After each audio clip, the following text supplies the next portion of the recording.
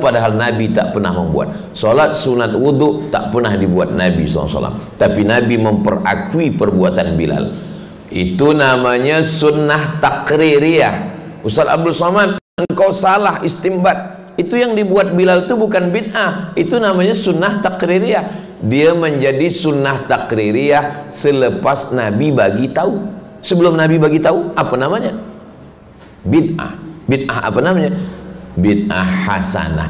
Disitulah nampak kecerdasan Imam Syafi'i. Imam Syafi'i lah yang menyelamatkan sahabat Nabi, para ulama, daripada tuduhan bid'ah.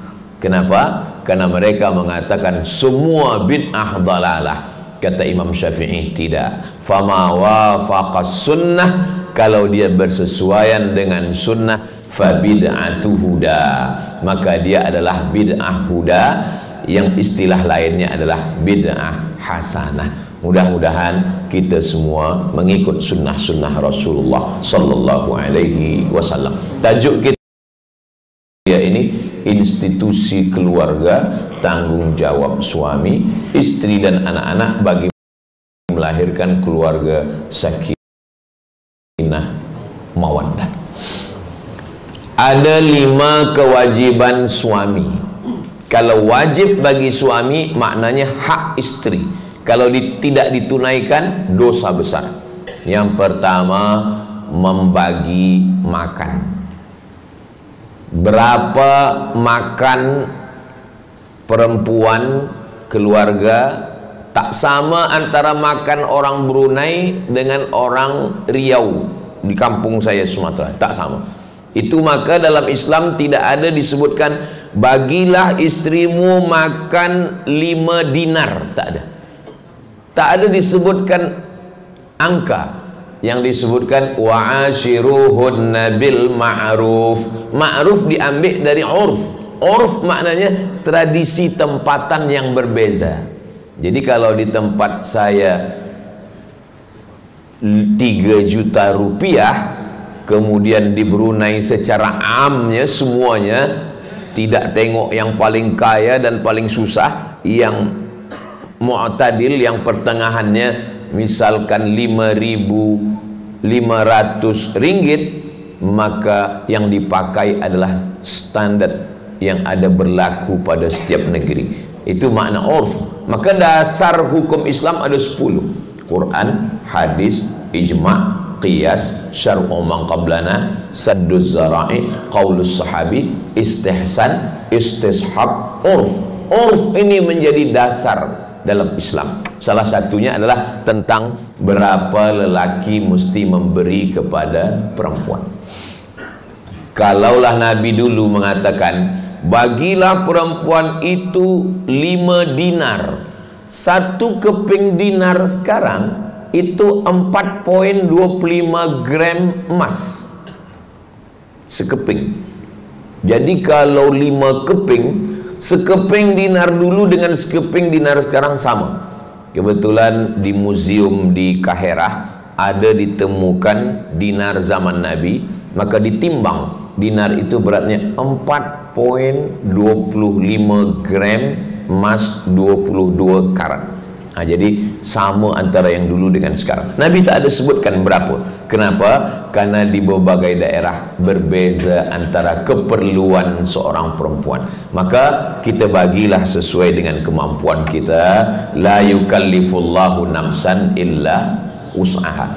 Jadi kalau di Brunei Darussalam rata-ratanya 500 ringgit, ada seorang lelaki membagi istrinya 200, maka istrinya boleh mengambil diam-diam. Mencuri ini namanya Ustaz Somad? Tidak mencuri. Mana dalilnya? Dalilnya ketika Nabi sedang duduk di Bukit Sofa, datang seorang perempuan. Kata perempuan ini, inna Aba Sufyan rajulun syahih. Abu Sufyan itu lelaki yang syahih. Syahih bakhil. Tapi bakhil bukan syahih. Bahasa Arab ini kaya sekali. Ada bakhil, ada syahih. Apa beza bakhil dengan syahih? Bezanya begini.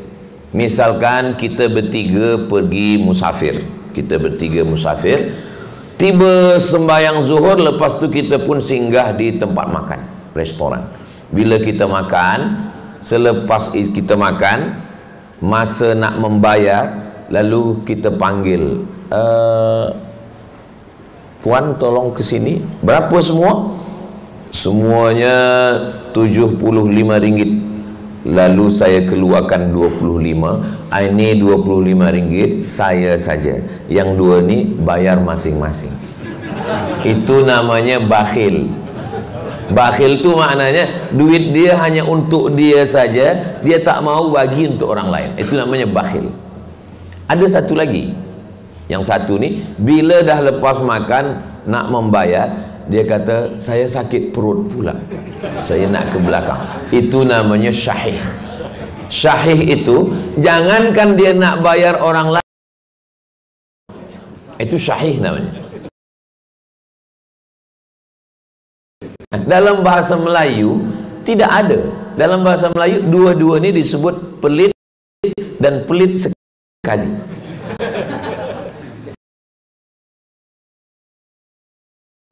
Kalau dia setakat makan duit dia, tak nak bagi pada orang lain, bakhil. Kalau duit dia pun tidak mau dia makan, nak makan duit orang, syahih. Tapi istilah ni jangan guna orang lain, itu guna ke diri kita.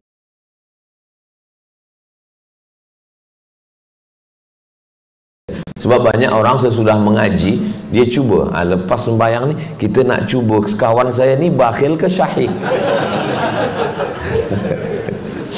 Jadi kata perempuan ini, inna Abu Sufyan rajulun syahih. Abu Sufyan ni syahih. Jadi kalau begitu Abu Sufyan ni lebih parah daripada bakhil, syahih. Bolehkah saya ambil duit dia nak bagi makan saya dan anak-anak?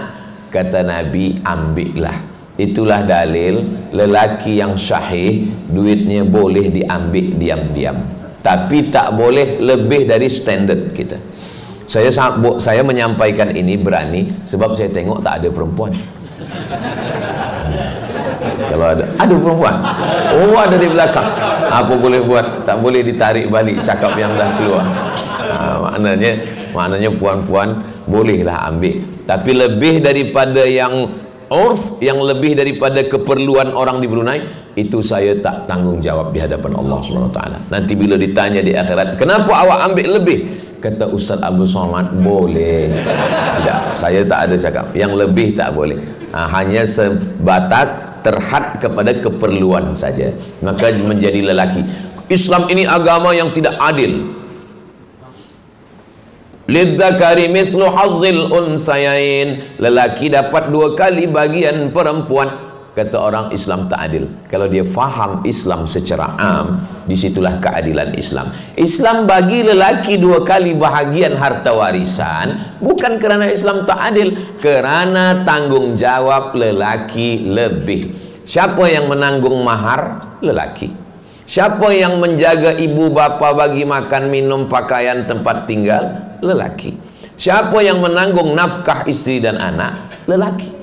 Jadi lelaki dibagi lebih bukan kerana Islam merendahkan perempuan, tapi kerana tanggung jawab lelaki sangat besar. Ini mesti kita jelaskan ke anak perempuan kita, dan kita jelaskan juga kepada anak lelaki kita. Kamu sebagai lelaki, kamu ada tanggung jawab. Sebab sekarang banyak lelaki yang tak siap jadi lelaki. Kamu siap jadi lelaki? Saya perempuan aja. Nauzubillah, nauzubillah. Allah selamatkan anak-anak kita dari ini. Masa bagi tazkirah di Malaysia, ada orang tanya, Ustaz kenapa kata dia? Kata saya, ya memang udah begitulah bunyinya. Kenapa tak LGBT kunna? Kalau menulis di FB, Instagram, jangan tulis 4 huruf itu, dia akan kena ban. Maka supaya mengalihkannya, boleh pakai L68T atau boleh pakai lain. Tapi rupanya pakai, dia maksud dia nak guna tu LGBT kunna, dhamir ujung tu dia ganti. elok juga supaya tidak kena ban. Ini tasrif dalam bahasa Arab. Nah, Allah Subhanahu wa ta'ala membagi kewajiban kepada lelaki, maka lelaki dibagi harta lebih. Sebab seorang lelaki kalau dia ada harta lebih, dia berwibawa, bahu dia naik ke atas. Tapi kalau dia tak ada duit, dia susah.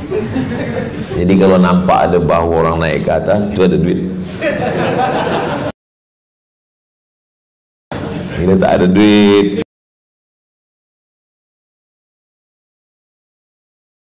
perempuan pun tak hormat kepada dia. Kalau perempuan duitnya lebih banyak daripada lelaki, maka katakan kepada suamimu, buah hati belayan jiwa, siang dan malam terbayang-bayang, makan tak kenyang, tidur tak lelap. Memang keretaku lebih mahal, memang duit saya lebih banyak, tapi engkau adalah imamku. Nampaknya banyak yang sebab perempuan kalau dia merasa lebih, laki-laki ni duit dia sedikit, dia merasa hilang kepercayaan diri. Maka perempuan mesti fahami ini. Wahai suamiku, semua gaji yang ada padaku ini, jangankan gaji ini, nyawa aku berikan. Satu-satunya kesalahanku dalam hidup adalah mencintaimu.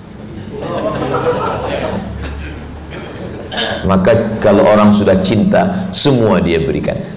Lelaki ini perlu dihormati, dimuliakan. Maka dikatakan ar-rijalu qawwamuna 'alan nisa. Begitu juga seorang lelaki kalau dia punya anak gadis, dia tengok ada lelaki muda belia yang baik akhlaknya, idza ja'akum man tardawna dinahu, kalau kamu tengok ada lelaki yang elok agamanya, wa khuluquhu, baik akhlaknya, fazawwijuhu, nikahkan dia.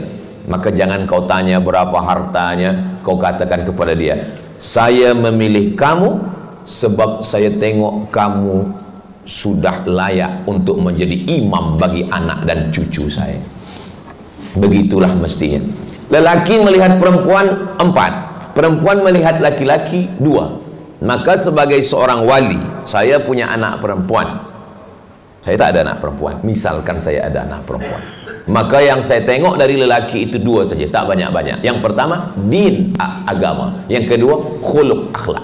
Kenapa Allah, Nabi SAW bagi pada 2? Sebab ada orang yang beragama baik, sembayangnya tak tinggal, tahajudnya tak tinggal, tapi cakapnya kasar, tak baik. Tapi ada pula orang yang cakapnya lembut, baik, tapi tak sembayang.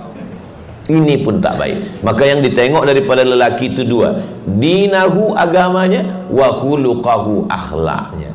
Maka kalau dah baik agamanya, baik akhlaknya, nikahkanlah dia. Beza dengan menengok perempuan. Kalau perempuan yang ditengok itu 4. Yang pertama, limaliha, hartanya. Yang kedua, wali hasabiha, keturunannya, nasabnya. Yang ketiga, wali jamaliha, kerana cantiknya.